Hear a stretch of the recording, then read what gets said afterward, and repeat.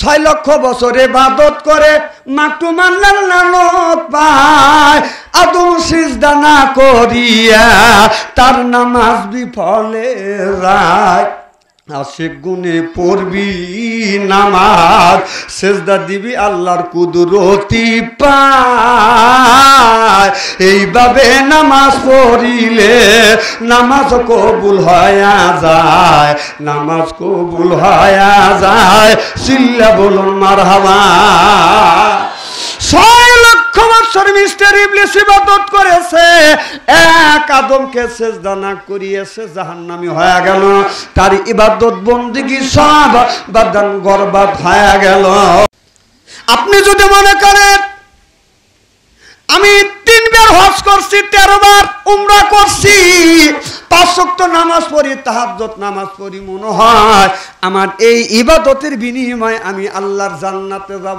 ইবাদতের বড়াই করিয়া আপনি যদি জান্নাতে যেতে চান জীবনেও আল্লাহর জান্নাতে যেতে পারবেন না আল্লাহ যদি দয়া না করে আল্লাহ যদি মায়া না করে আল্লাহর জান্নাতে যাওয়া কোনোদিন বাদান সম্ভব হবে না এদিক তাকান চেহারা একবারে খারাপ নাকি কেন ওই বেলে টাকা আসার না না লাইট শুধু লাইট দেখলেন 60 বছর পার দিয়ে 61 বছরে পাড়া দিছি এই তো আপনি ফতুয়া দিলেন চেহারা খারাপ হচ্ছে আপনি আবার প্রশংসাই করতেছেন আর ভালো থাকে কিভাবে আমার মুসলমান ভাইরা আল্লাহর হাবিবের উম্মতেরা ভালো করে লক্ষ্য করে শুনুন আমল নিয়তে বদান শুনতে হবে কি যেন বলতেছিলাম ইবাদতের গর্ব করে কোনো মানুষ আল্লাহর জান্নাতে যেতে পারবে না নবীর সাহাবীরা আল্লাহর নবীর কাছে প্রশ্ন করলেন ইয়া রাসূলুল্লাহ ইয়া হাবিবাল্লাহ কোন মানুষ নামাজ পড়িয়া রোজা রেখে হজ করে যাকাত দিয়ে আল্লাহর জান্নাতে যেতে পারবে কিনা আমার নবী বললেন না পারবে না আর একজন সাহাবী বলে ইয়া রাসূলুল্লাহ ইয়া হাবিবাল্লাহ শরীয়তে যে 5 দিন 3 দিন রোজা রাখা হারাম আছে এই 3 দিন 5 দিন রোজা না রাখিয়া সারা বছর যদি রোজা রাখি এক ওয়াক্ত নামাজ যদি কাজা না করি আমি কি আল্লাহর জান্নাতে যেতে পারবো আল্লাহর নবী বললেন না তুমি পারবে না এবার সাহাবী বলে ইয়া রাসূলুল্লাহ ইয়া হাবিবাল্লাহ হজ করে যাকাত দিয়ে আমি কি আল্লাহর জান্নাতে যেতে পারবো আল্লাহর নবী বললেন তুমি পারবে না আল্লাহর নবী বললেন সাহাবীরা বনি ইসরাইলের জামানায় একজন মানুষ জীবনভর ইবাদত করেছে 1000 বছর পর্যন্ত ইবাদত করেছে তে মনে মনে চিন্তা করেছে আমি যে ইবাদত বন্দেগী করেছি আমার ইবাদত বন্দেগী দেখে আল্লাহ আমার হিসাব নিকাশ নিবে না অর্থাৎ আমার নেকি আল্লাহ নেকির পাল্লায় ওজন দিবে না আপনারা বলুন নেকি গণনা হবে না ওজন দেওয়া হবে জোরে কোন নেকি ওজন দেওয়া হবে আমার মনে হয় নেকি ওজন দিবে না আল্লাহর এত ইবাদত করছি এত বন্দেগী করছি এই বলে লোকটা বাদান ঘুমিয়ে পড়ছে ঘুমের মধ্যে বাদান কিয়ামত কায়েম হয়ে গেছে বিচার শুরু হয়ে গেছে আল্লাহ কাউরে বিচার করিয়া কাউরে জান্নাতে কাউরে জাহান্নামে দিচ্ছে ওই লোকটাকে বলল যাও আমি আল্লাহ হিসাব নিলাম না বিনা হিসাবে তোমাকে জান্নাত আরো জোরে জ্বর হইল না জানের চাইতে ভালোবাসি আমি নবীকে দয়া করে দিও দিদার মরণের আগে লা ইলাহা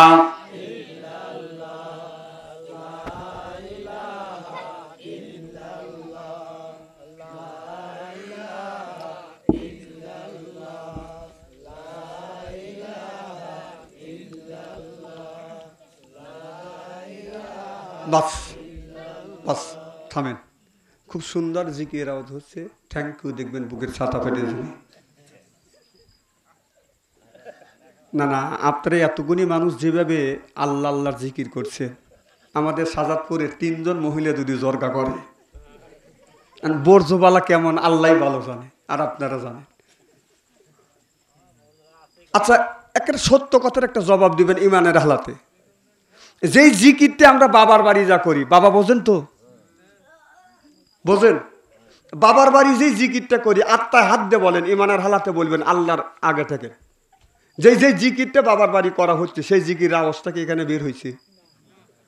তাহলে বোঝা গেল এই জিকিরটা আমরা করি আল্লাহকে খুশি করবার জন্য না, আমরা জিকির করি বাবাকে খুশি করবার জন্য। কথা কর। আবার নাউজুবিল্লাহ কোন কিসের লেগে? এনে নাউজুবিল্লাহর কাম বাজে নাই, এখানে খাইতে লাগবে।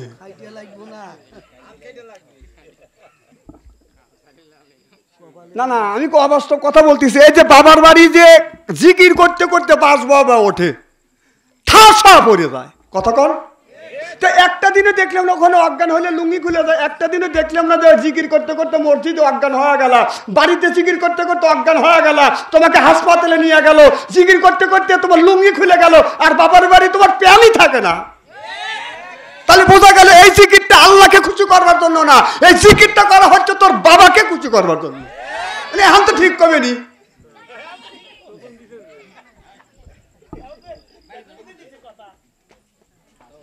কত লোকের গায়ে বিদবিনে কে আমার বাবার কথা কইল কে, বাবার বাড়ি আমার লুঙ্গি খুলুক আর যাই খুলুক, রাগ আপনি যতই করেন, কথা আমার না, কথা কার?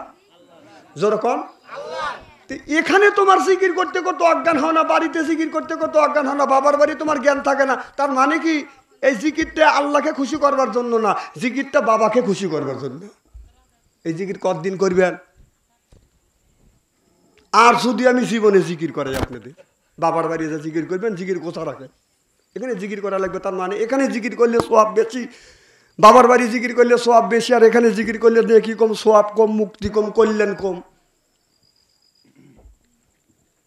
উপস্থিত আজকের জালসার সম্মানিত সভাপতি সাহেব, দিদার ওলামায়ে কেরাম, দিনদার পরহেজগার আল্লাহ ভাইরা, পর্দার অন্তর আড়ালে মাহফিল শুনবার জন্য পর্দা করে বসে আছেন আমার পর্দা নিশি মাথার মুকুট মা ও বোনেরা, আমার ছোট্ট চেনেহের ছোট্ট ভাইরা, সমবয়সী চেনেহের সমবয়সী বন্ধু, আমার মুরব্বী বাবাদের, সকলের উপরে রইল আমার আন্তরিক অভিনন্দন। সর্বপ্রথম সেই মহান আল্লাহ তাআলা লক্ষ কোটি শুকর এবং প্রশংসিত, যে আল্লাহ পাক আপনাকে আমাকে মনোনীত করে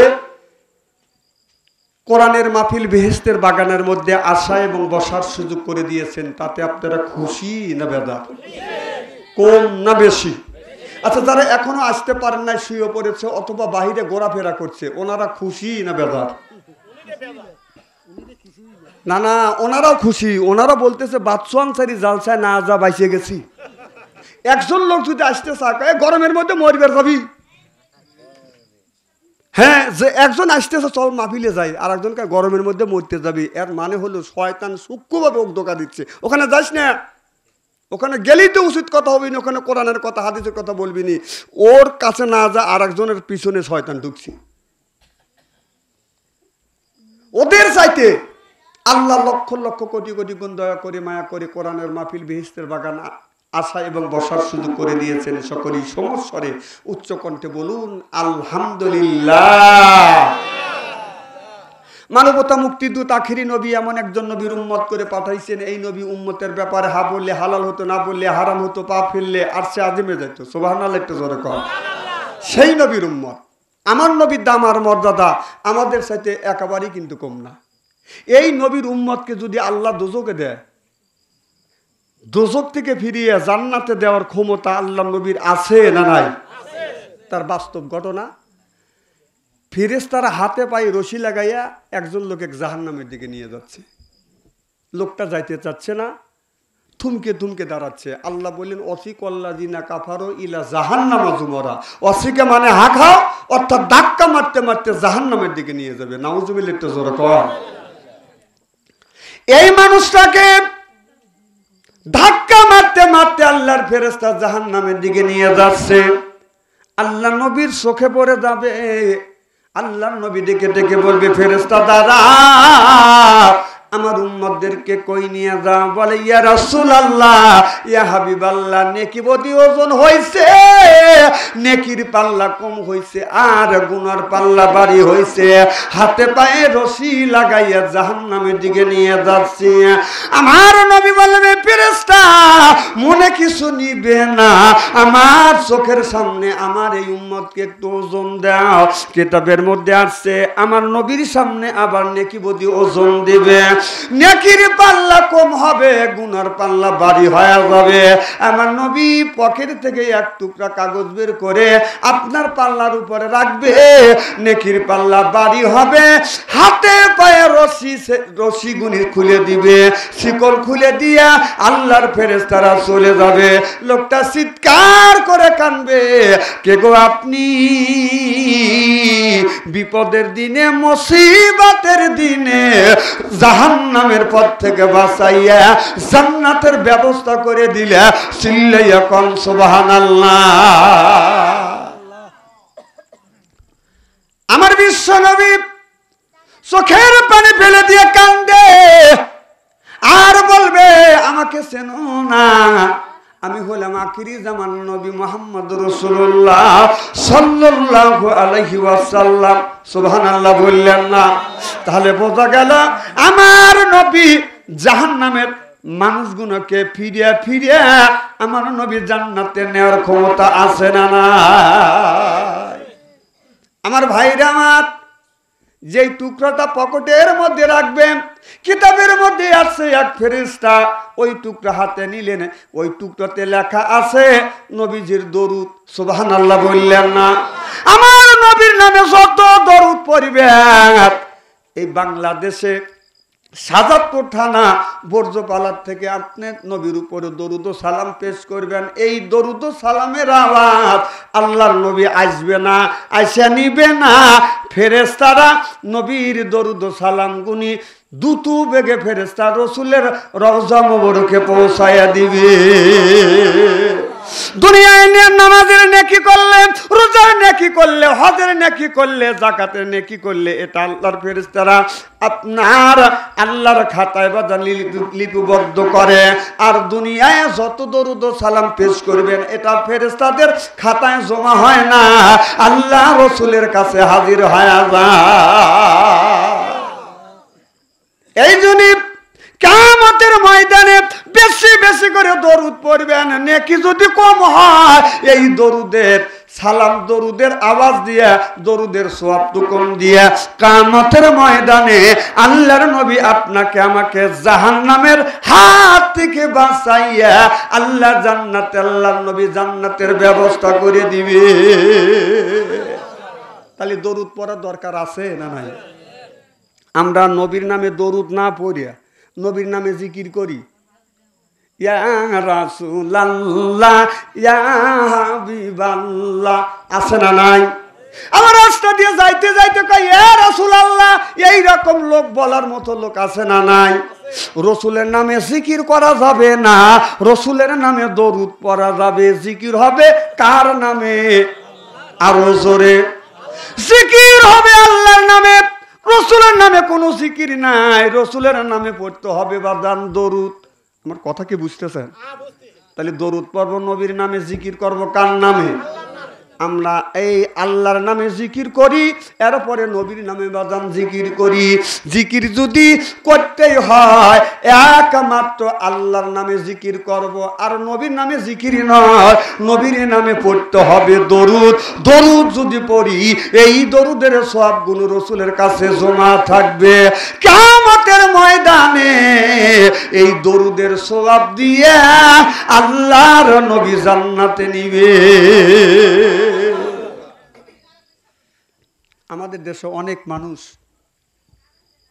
জিকির বাদ দিয়ে, আল্লাহর নামে জিকির বাদ দিয়ে নবীর নামে জিকির করে, যা কোরআন হাদিসে আমার জীবনে আমি পাই নাই। হ্যাঁ, আপনারা পাইছেন কিনা আল্লাহ ভালো জানে। আল্লাহর নামে জিকির করতে করতে সুবহানাল্লাহ, আলহামদুলিল্লাহ, লা ইলাহা ইল্লাল্লাহু, আল্লাহু আকবার, এটা হলো আল্লাহর নামে জিকির করার লাইন। সুবহানাল্লাহটা জোরে কর। আল্লাহর নাম এক কিতাবে পাইছি ৪৫০০, আর এক কিতাবে লিখছে যে ৫০০০। সুবহানাল্লাহ বললেন না? যেমন আল্লাহর নাম আপনি এই যে সুবহানাল্লাহ, আলহামদুলিল্লাহ, আল্লাহু আকবার, লা ইলাহা ইল্লাল্লাহ, এগুলি পড়বেন। পাশাপাশি আপনি এগুলো পড়বেন যে আল্লাহর আরো ৯৯ নাম আছে, আমরা পাড়ার মধ্যে পড়ছি না, ইয়া হান্নান, ইয়া মান্নান, এগুলি পড়বেন। এগুলি জিকির হয় না। এই সুবহানাল্লাহ আলহামদুলিল্লাহ জিকির করতে করতে এ আলী বাবা, শাহ আলী বাবা, ল্যাংটা বাবা, পাগলা বাবা, জিকির আমাদের বাংলাদেশে হয় তাই। কথা কম, এইটি শুনে মানুষ পাগল হয়ে যায়। আর ওইদের বিপক্ষে বললেই যে হুজুরের সাথে হুজুরের মিল নাই কে। শোনেন, শয়তান কি সব মানুষের কাছে যায়? শয়তান যায় আল্লাহ আল্লাহ মানুষের কাছে। যে লোকটা জানে বেশি সেই লোকটার কাছে শয়তান যা ধোঁকা দেয় আর বলে যে তুই যে সঠিক পথ ছাড়িয়ে দিয়ে অন্যায়ের পথে চলে যা, যাতে তোর সাথে তোর কিছু মুরিদান যেন তুই সাথে করে নিয়ে জাহান্নামে যেতে পারিস। এটা সূক্ষ্মভাবে শয়তান ধোঁকা দিচ্ছে। যে লোকটা নামাজ পড়ে না ওই লোকটার কাছে কি শয়তান যা বসে থাকে নাকি? ওর কাছে যা বসে থাকে না, কারণ শয়তান ওর কাছেই থাকে না। শয়তান জানে যে ফজর পড়ে নাই, আসর পড়ে নাই, মাগরিব পড়ে নাই, ঈশা পড়ে নাই, 5 ওয়াক্ত নামাজ পড়ে নাই, ওর থেকে কম করে হলেও 32 গজ দূরে থাকে শয়তান। ওরই কাছে শয়তান যাবে। আইল ঠেলে কারা?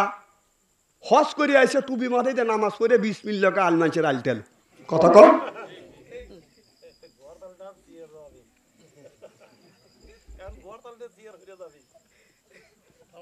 আচ্ছা, আমি কথা কি খারাপ করতেছি নাকি? কারণ ওদের কাছে শয়তান যাবে না, জানে শয়তান তো জানে যে আমার সাথে বড় শয়তান। আর এই লোকটা নামাজ পড়ে, শয়তান যায় ওই লোকটার পিছনে লাগবে, লাগে বলবে যে তোর আইল যদি আছে আদাত কাইতে 4 আঙুল ছোট করলে কি হবে, তোর 4 ইঞ্চি জায়গা বড় হয়ে গেল। 4 ইঞ্চি যদি বড় হয় তাহলে যদি আপনার 200 গজ লম্বা হয় তাহলে তোর 1% জায়গা তোর বেশি হয়ে গেল। আর ওই 1% জায়গার মধ্যে যদি 1 মণ দান হয়, এই 1 মণ দান শয়তান করে সূক্ষ্মভাবে ধোঁকা দিচ্ছে। এই 1 মণ দান তোর 50 মণ আপনার 20 মণ হালাল দানের সাথে যখন মিশাবি, এই 1 মণ দান তোর ওই 20 মণ দান সব হারাম হয়ে যাবে। যা খাবি ওই খায়া যত ইবাদত করবি, বন্দিগি করবি, তোর ইবাদত আর বন্দিগি আল্লাহর দরবারে কোনোদিনও কবুল হবে না।